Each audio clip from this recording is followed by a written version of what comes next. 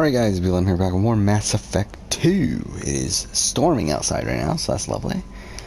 But good thing about something like Mass Effect 2 is that obviously if I lose power, then I can just reload the save, so it's not the worst thing in the world. Yeah, we're continuing on. We have a lot of stuff to do. Like if we wanted to, we could literally finish the game right now. we're technically at the end of the game in terms of the main story. But we have so many things to do still. We have pretty much all of the loyalty missions and everything. Yeah, so I think what we're going to do, I think we're going to go to Ilium so that we can recruit the final members of our crew. We'll also help Liara, which will, or not Liara, Miranda, sorry, which will allow us to start the romance with her. And then, and then we'll probably do the Layer of Shadowbroker DLC just because it's there. And then after that, I think we'll go, from that point, we'll go around in that direction until we have everything but the Acquire Reaper IFF done. And then we'll obviously do that, which is the end of the game. Again, that's probably still going to take a while. Like, I mean, there's a lot of stuff to do, so let's go. So yeah, we'll probably go to Ilium here. Well, actually, we'll probably do travel around this area to see if there's anything to like any planets and everything to explore. Oh wait. Okay. So where am I in terms of supplies? Kind of low on platinum. Actually decently low on. And maybe we'll start I kind of stopped scanning planets because we just had so much shit, but we did use some recently, so I guess it might be worth it. Do some probing. So there's 5 planets here, so again, obviously Ilium we'll save for later. But water again.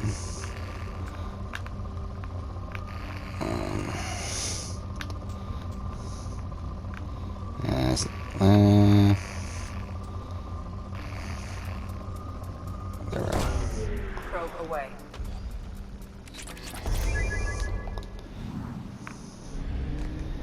Let's see. So it's 2. There's the other 2.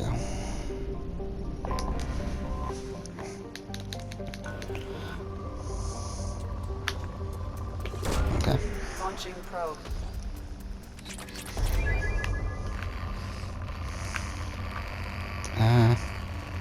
Ooh, that's good. Probe away.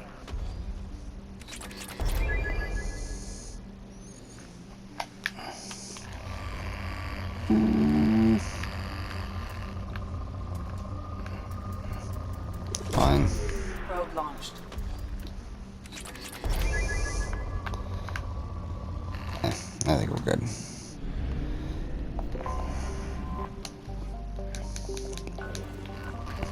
Ooh, a lot. Launching probe.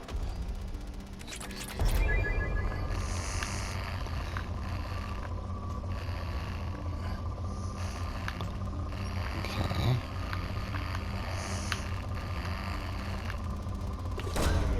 Probe away.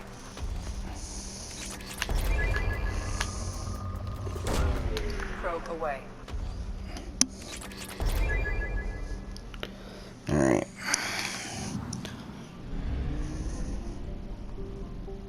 So, yeah, we'll probably just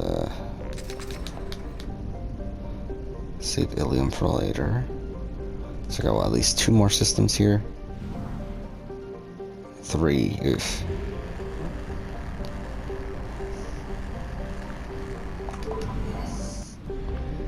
Okay.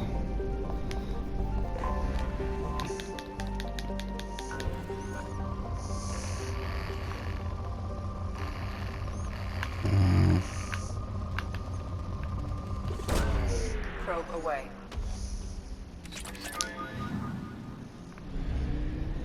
There's 4 planets here. Oh, I see them. Okay.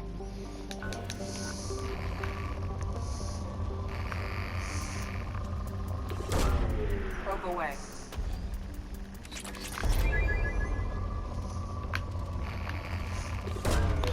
Probe launched. You know what? Actually, while we're doing this, let's listen to podcasts because I'm pretty far behind on podcasts right now. So I was listening to this one about dynamic duos. Once this is done, I'll probably listen to Stars of Africa's recent podcast. A different reason than Tony, Sarah, and Robin. Yeah. They were here to make friends. Yeah. Kevin, how are you feeling about all of that? You know, as long as they're above JT and Steven and Malcolm Denise, I'll take That's it. no problem. No problem there. No problem I'm there. willing to move Crystal and Kenny down one by one as long as this stays intact. Fine. Okay. They are the barrier against the JT and Steven and Denise. All right. Police barrier. All right. Then let's talk about one of our last two couples. All right. Detected We in talked the about them before. Yeah. You cannot talk about Survivor duos Don by not Wendell. talking about the only Survivor duo to ever tie in a final tribal council vote. Lean yourself up against that tree, folks. We are talking Dominic and Wendell. Okay, this is going to be, I think, really fascinating because I feel like that coming out of this season, sort of coming out of Ghost Island, I feel like there was a lot of discourse about, like, well, where do Wendell and Dominic rank amongst the all-time Survivor power couples? Kevin, we will answer that question right now. I think Dominic and Wendell are good players at Survivor, but maybe they're a little too competent to be, you know, this epic list of people that I Wait, think we've how can you be established. too competent to be an iconic Survivor power couple? Because I think it's just missing that extra zest, you know, that's happening here. You know, the one reason I really am drawn to Crystal and Kenny and Rich and Rudy is that they represent different perspectives. They have a certain synergy together. They represent outside the show. Dominic and Wendell are from the same part of the country. They work in similar industries. They're only 5 years apart in age. The fact that these two people who are fairly socially competent, athletic individuals do well at Survivor isn't particularly interesting or different or special. And, you know, the most interesting thing about them is Nah, I didn't mean to do that. I should have checked on that thing. I think that is impressive, but God, they made Ghost Island even longer. Like, I am not interested in this couple at all. Of the 20 that we had, Didn't you two end up together because of Ghost Island? There's no reverence?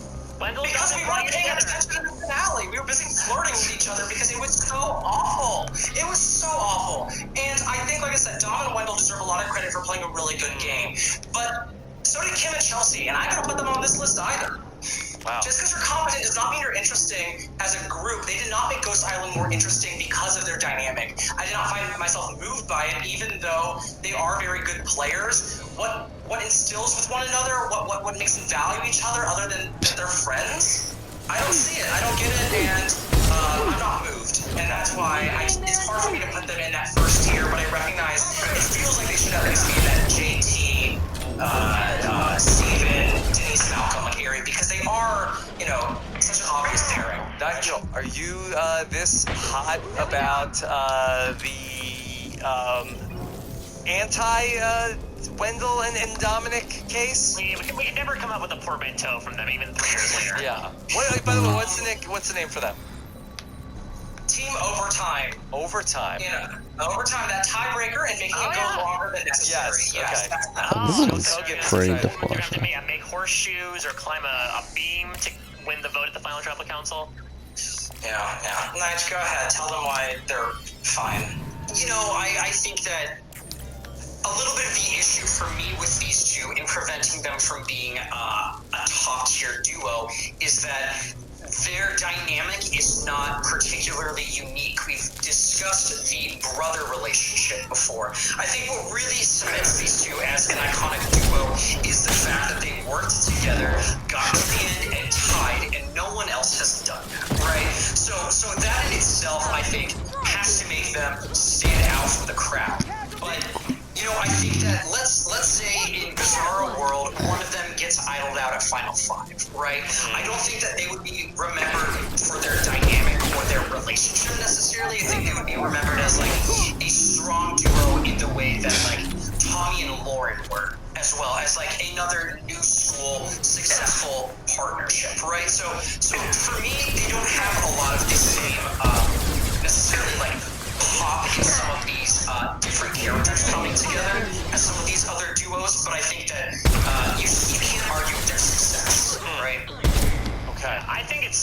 say, of the pairs we talked about, these are the two best players. I think the game that they played in Ghost Island really is from a partner perspective, especially, and especially considering that the new school game between the 20-person cast, the 13-person merge, and the fact that Ghost Island brought so many advantages into the game, the fact that they still made the top 2 positions is an absolutely incredible feat. And I think what makes it so unique is exactly what Nigel is talking about, is I feel like, especially in the modern game, like the 30s, it is incredibly rare to have a twosome reach the final 3. Yeah. Because usually what happens is like one of them goes out in fire, like Tony and Sarah, or one of them gets idled out, or something happens. It's very rare that we get like the top a pair making the top 2, like we see with a JT and Steven, or with the Rob and Amber, or with an Amanda and Parvati in a final 3 advantage laden era. That does feel special. I think that from a personality perspective, I agree. Maybe they're not necessarily up there. Oh wow, actually. But it's also just the modern Survivor at it as well. Unfortunately, we saw a lot more of their gameplay as a pair than we did about their personalities as a pair. And this duo, I think, is very interesting. Again, this is another duo that's forged in fire, where they end up on the wrong side of the vote when James Lim ends up, and Laurel and Donovan get switched over, and then they end up trying to make this move against Angela, and it blows up in their face. They're basically like, hey, we're screwed, but they say, okay, well, Dominic has an idol, and they end up like clawing back from there, and they end up on the same side of things and working all their way back. And when we compare them to Steven and JT, I think what's interesting is that Steven and JT, what we've learned over the years, are both flawed players in that they're both missing like the other half that the other half has. And together, combined, they're able to complete each other. Whereas Wendell and Dominic, I think, are probably together both more well-rounded players than either Steven or JT are. Together, they were I think I have to interact again, don't I? Yeah, they were. With the help of Laurel, and also don't forget about Laurel, who, as we've talked about with whether it's Taj or Katie Gallagher or Suri, you know, are a very integral part of getting this twosome to the final 3. Right, but to that point, Ghost Island, to Kevin's chagrin, was all about Dominic and Wendell. Yes. Like, you could say Survivor Token Sheens was about JT and Steven and Coach and Tyson and a little bit of Aaron and Taj. But Ghost Island, to its detriment, was pretty much entirely about Wendell and Dominic. And about Laurel not going away from them. A little bit, but they were still focused on Wendell and Dominic, yes. Right? It was still like, oh, do I betray Wendell and Dominic? Captured So I think the mining fact that, again, this season, they make that season, for better or for worse, also holds a lot of weight. This is the season of Wendell and Dominic. But to me, this list is about iconic Survivor power couples. Who were the most powerful couples? Not electric couples. Who was the most entertaining couples? But these are our powerful duos.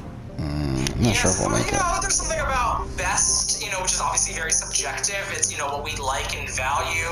And I, at the end of the day, I'm just not very impressed. I think their personalities are a little too similar, even. Like, are their Enneagrams and their Myers-Briggs that different? Probably not. What are their Enneagrams, Kevin? They're definitely, it's like type 8 and type 9, and they're like the inverse of each other. That's definitely true, I think. It's just not, like, it is, Probe away. Like I said, I think Kim and Chelsea are also a really good pair, but I really don't even know what Dominic and Wendell really offer each other, even. Like, what did one do that the other didn't, and that they helped, So, as somebody who recently watched this season, that I do feel like that, as you pointed out with the type 8 and the type 9, whereas I think that it was like sort of like the good cop, bad cop sort of thing, where I think that like it was a little bit like mom and dad, where Wendell like was able to sort of have a lot of these social relationships, and I think that Dom was more of the heavy, and I think that that was a great compliment in terms of like the way that they were able to co-lead this thing all the way down to the end, where I think that, and to Dom's detriment. He made like some probably was too heavy on some of the threats towards the end of the game, while Wendell was like a willing accomplice along the way. That I think he was seen as the more sympathetic figure. So I do think that their leadership styles together was very effective. Launching probe. Yeah, and it was. I just think that Dom and Wendell at the, Probe away. With Rob and Amber, it was really a question to the jury that we've been getting foreshadowing the entire season. Sheann's vote for Amber is actually even told to us episodes earlier where Sheann and Colby have their conflict, right? And pretty much Sheann says, she wins out. And, several episodes later, that under the radar strategy succeeds over Boston Rob, who is this big, a louder person. And so there's more of a true dichotomy there. Okay. Certainly, I think Dom is the more social, is the more strategic player, and Wendell is the more social player. But I'm not even sure if that's certainly was their mission. It's sort of like they didn't have objectives. It's just one just happened to be one had a 10% better social game than the other, and that was the difference at the end of the day. Why did this set of 5 vote for Dom and the set of 5 vote for Wendell is really missing, I think, beyond just these are the people you tend to like, where in All Stars, at least the jury, when they were deciding things, you actually saw a point of view being realized. That's just not happening here, and it's hard for me to really put them that high up there when I just feel like there's so much more I'm asking for. You want to be an iconic Survivor power couple? Give me something to work with beyond a literal resume. There's something really missing for me. Okay. Probe away. Mike, I feel like that we haven't heard your point of reference on this. Yeah, look, I'm a character counts person, so from my perspective, are Wendell and Dominic people that I'm like, yes, I would love to spend hours and hours talking about their dynamic? No, because their dynamic wasn't necessarily the focus on this. These were two guys that seemed to just gel really well together. They weren't from opposite points of walks of life, even though it's nice that these two guys come from very different backgrounds, in my opinion, and are able to see common ground. I do think there's value in that, but we've been talking so much about legacy and Survivor history over the course of this. I think we've been remiss to not put Dominic and Wendell in the top tier. I know it's a bit of recency bias considering it was 4 seasons ago, but it is so, again, I will say it is so just wild in the modern day and age that we had a final tribal council where it's people saying I don't know how to separate these two guys. That speaks to how much of an amorphous blob they were. I don't think that is the fact case. They literally wielded so much They were power able to separate. as a couple has to make this one of the top Survivor power couples, in my opinion, even if their personalities were not as sterling as some of the others occupying the top tier. Tara and Nigel don't like it. What happened here? I think that for me, I'm looking at our worth playing for versus my life is fine. And, I think if you compare them to JT and Steven, technically, Dom and Wendell are more successful because they both came as close to winning as you can without actually winning on that first jury vote, if you will. So I think technically that does make them more successful than JT and Steven. But for me, I don't think that the dynamic between the two of them and who they are as characters on the show enter a level of transcending beyond just who they are in a way that I think the other 4 couples in the worth playing for category do for me. So I would put them as first in line at my life is fun. Well, I feel like there is some synergy to have them with Steven and JT. Kevin, if they are next to Steven and JT but ahead of Steven and JT, how do you feel about that? I personally prefer Steven and JT over Dom and Wendell, but that's because I prefer most pairs over Dom and Wendell, for the record. If this is where they're going to end up, I'm happy with this, and I do think it makes sense that they are in the same tier as JT, Steven, Malcolm, and Denise, because I do think they are iconic pairings that certainly have a story that's tied, but I'm just not the most moved by it. What's the best part of Ghost Island? The pre-merge? You mean the time when they have the least amount of power? I wonder why. It's just not for me. Yeah. Mike, who do you think had the harder road to the end of the game? Steven and JT or Wendell and Dominic? Wendell and Dominic, 100%. Yeah. Steven and JT had Coach and Debbie being like, "Ah, yes, can I Oh, wrong serve one. you, my masters? Please, let me give you this Yeah, reward." but in fairness, that I think they did more to prevent Laurel from flipping. I think that was the best thing they did. I think that the Navidi group did a lot to self-destruct on their own also. I think that Kellen is the coach in that scenario. Ah, shit. But I also think that there's so many other dynamics in view, right? Like, you could be like, great, we have a 4-3 majority wrapped up. Oh, great, here's anyone fuck. that voted in Idol, you're now screwed. That doesn't exist in The Survivor fuck? 36. There are so many more facets of the game that exist in Survivor 36 than Survivor 18. Literally double the amount of seasons, have passed. So I think that Wendell and Dominic just had so many other factors to deal with than Steven and JT. Steven and JT, like, I'm not poo-pooing their work. They had to work their way in. But I do feel like Wendell and Dominic had so much more Also, season. I think that they're also polar opposites in that Wendell and Dominic, that there was no distance between them.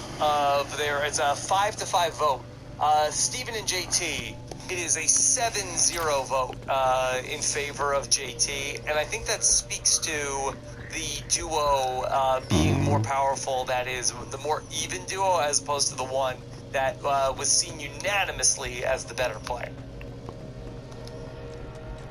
Yeah. Does that hold up? I think that's a great point, Rob. Okay. All right. One last power couple to talk about.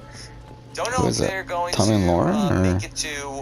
or is it Lauren and but, Kelly? Mike, who do you have? Well, they made it to the loved ones visit. Pour out the grains. Let's play in the sand with. Oh, Christian Gabby. I completely forgot. For some reason, I just completely forgot. Tell me about Christian and Gabby making the list. Yeah, Team Revenge of the Nerds, Team Nerdy and Wordy, I mean... Who's who? There's just something about... Sorry. Who's who? Who's who? Yeah. Oh, Christian's absolutely wordy. Wordy. Yeah, I also maybe Gabby because she's a technical writer. There's Could go either way. really, I think... It's like picking the brain for Crystal and Kenny. I think you could be either or, very dork-sided, if you will.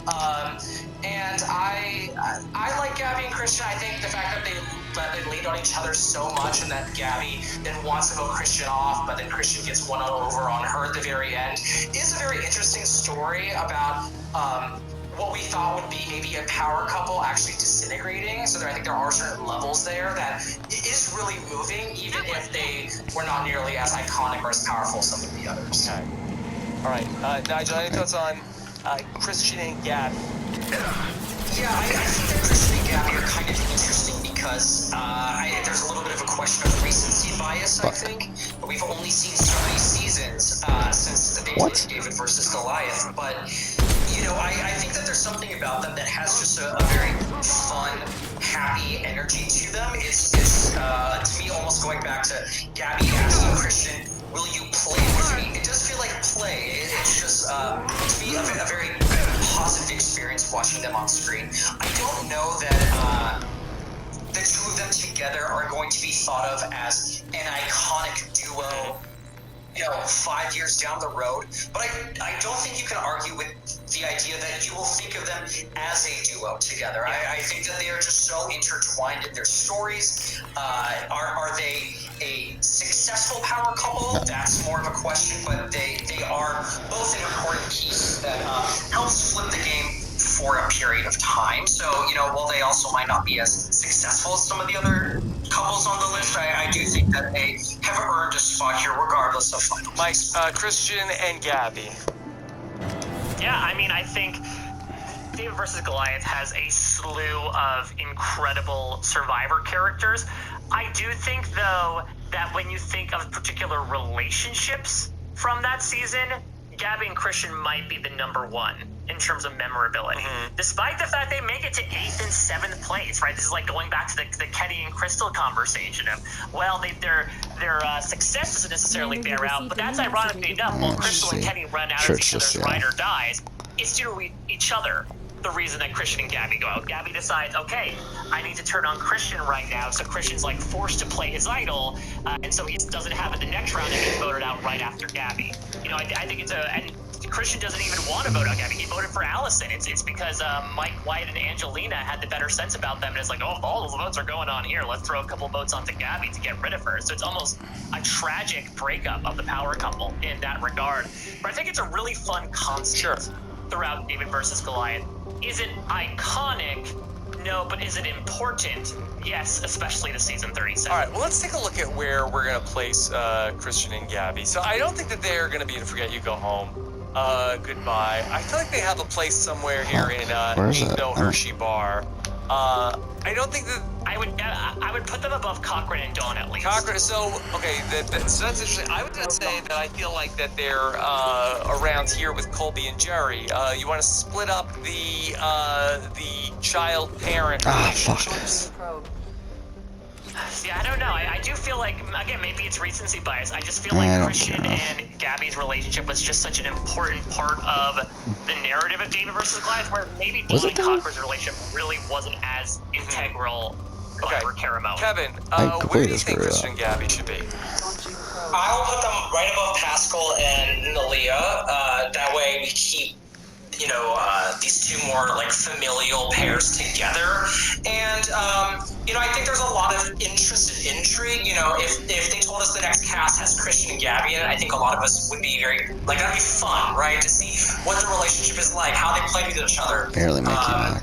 And, just like how Pascal and Nalia, their stories are very much linked, and how, Pascal, loses because of Nalia, because he cares about her so much. I think it's, the inverse with Gabby and Christian, so having them next to each other makes sense to me. Okay.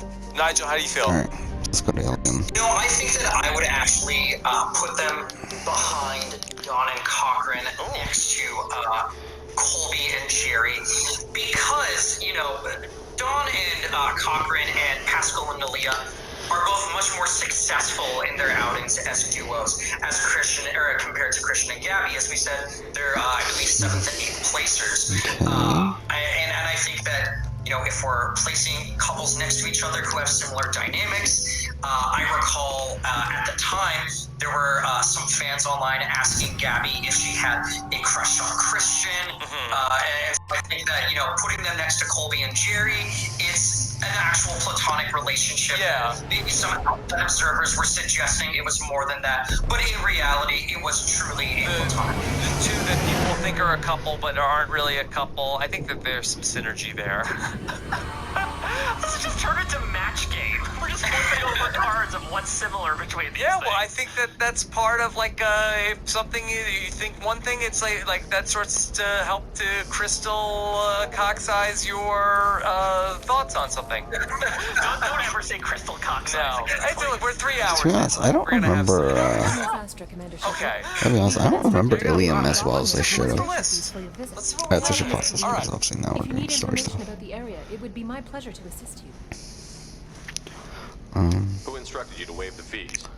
The order came from Liara Tassoni, who paid all fees on your behalf. She also asked that I direct you to speak with her at your convenience. She's near the trading floor. What can you tell me about Nos Astra? It's an exciting city. We see a lot of new cultures and goods because of our proximity to the Terminus systems. At the same time, Ilium is still an Asari world. You should be as safe here as you would be on the Citadel. For your own safety, however, I recommend against signing anything. What's so dangerous about signing something? Ilium is a free trade world, Commander. Contract term requirements are more relaxed here than on other planets. It's a small price to pay for keeping our competitive edge in goods from the Terminus systems.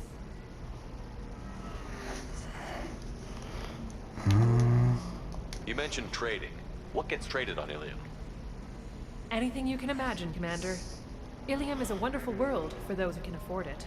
In order to remain competitive as a Terminus systems port, we've relaxed many of the standards you'd find on other Asari worlds. That's really Most random. drugs are legal, So provided they're Eric labeled Stein got married. You can buy almost any weapon or technology.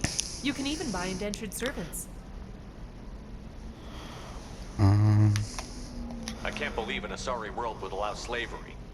We try to avoid calling it slavery. All indentured servants on Ilium have voluntarily agreed to a term of service. Most choose indentured service as a means to pay off debt or avoid imprisonment. A contract holder is responsible for the well-being of her servants, and a servant's duties are agreed upon before the contract is signed.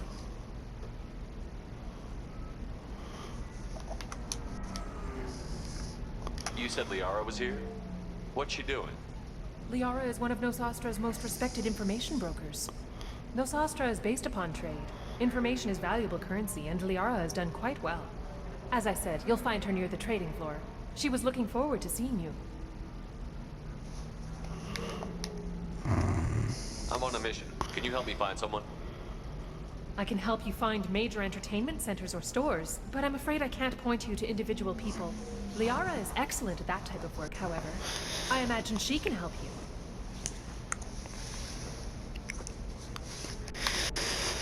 And this Do you one. have any recommendations about what to do on Nosastra? Our trading center is directly ahead. You'll find restaurants and shops nearby as well. I suggest you browse our shopping kiosks. You can find things on Nosastra that you can't find anywhere else in the galaxy.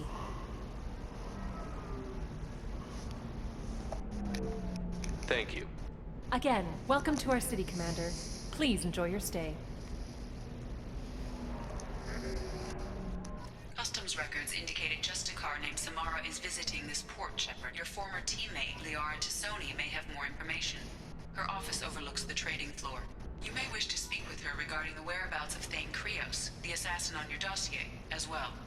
Also, I have a message for Miss Lawson. Lantea has reserved a room She's that right eternity fucking will be there. waiting. Thank you, Edie.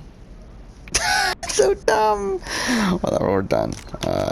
We'll do another. We'll obviously continue on next episode. Yeah, for now, thank you for watching.